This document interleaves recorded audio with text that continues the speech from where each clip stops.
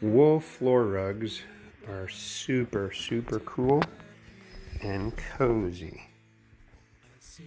Charlotte's mom has made some. Charlotte's made some.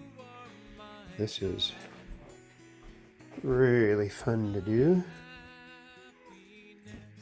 for some people.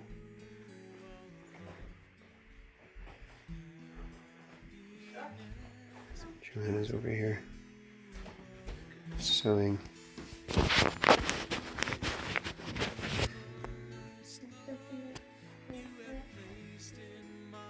Pieces together. All right, sweetie, you're on.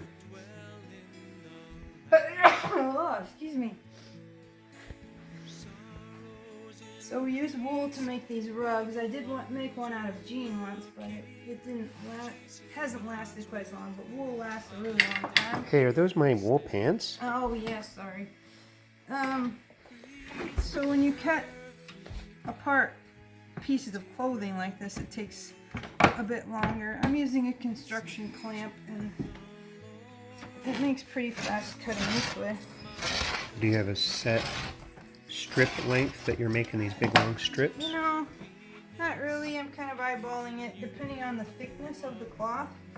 And then one thing that's real important is I cut a 45 at each end. And when Joanna sews them together, it makes a real nice L shape.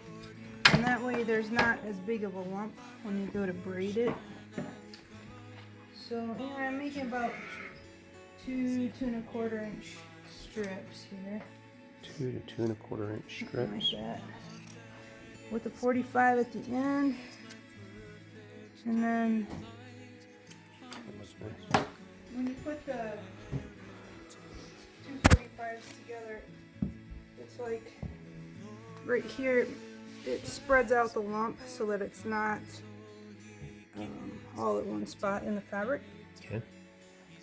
So after we have all the strips together, the next step is braiding, which looks like this. You kind of need something to hold down the braid because you're going to pull it really tight.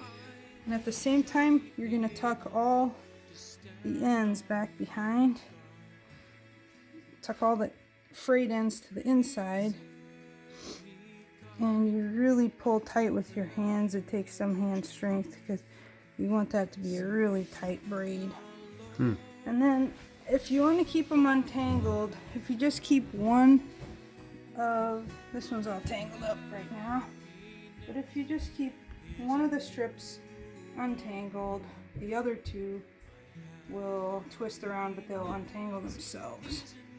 So that's the next step after sewing the strips together. Other than that, it's just a normal braiding. Takes a little time to get all those ends tucked back in. Man, and that is a stout clamp. That's really clamped on there. Well, I didn't want it to come unbraided while I was doing other parts, so I just clamped the end like that. And then the next part is you sew it together in an oval, whatever shape you want. You make the first strip as long as you want, and then you start going around. I'm using clear fishing line to sew it together. I don't know if you can see that. It's really, really tough, and you pull as tight as you possibly can. I can't really get my fingers between these because you want it really nice and tight. On the corners, you have to make sure to back it up because the inside is shorter than this distance here, so you're always pushing back.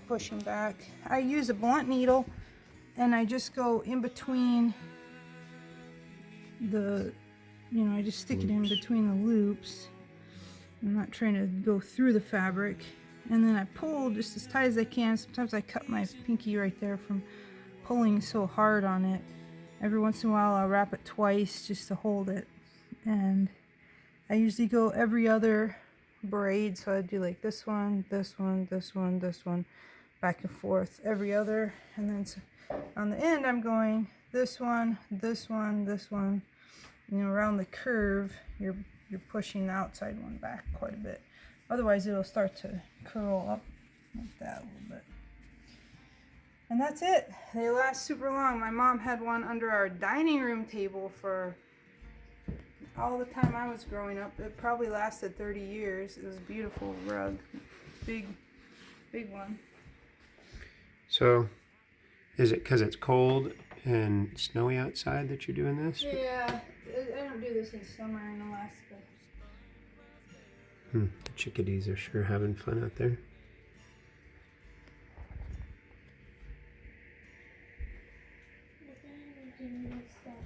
Oh. Sewing machine. Oh. This is how we sew the strips together. We cut them at a 45. And so when you have them at a 45-degree angle like this one's not perfect. And then you sew that together, it makes a really nice straight line when you're done. So That didn't make any sense. Do that again, please. Okay, so you see it's kind of an L shape here, 45. And then when you're done, it's a nice straight line. And that way, if you did it straight across, it would be a huge bump whenever you came to braiding or even sewing. So I'm just sewing these strips together end to end. I do a whole bunch in a row, and then I cut them apart. Oh my. I feel like... And then I just... It's like snowmen. Go to the end one. Paper snowmen. And I wrap them up in a ball, or in a roll. And then it's all ready to braid. This is a blanket I cut apart. This is the only fabric I actually bought for this project. And it was just because I was having trouble finding enough pants and other wool to cut up from the thrift store or wherever. So I just decided to buy this blanket, and see, it makes nice long strips. Of course now I'm getting it twisted, but that's kind of easy. Show me here. There. So that's... Yeah, so that's the nice straight thing that you end up with a diagonal joint, I guess, whatever you call it. Do you have to use wool? I did blue jeans one time, and it's about 10-11 years old, and it's lasted pretty long. But wool retains its color, and it's so tough, it lasts so long. And it comes in so many interesting colors also that you get a lot of variety that way.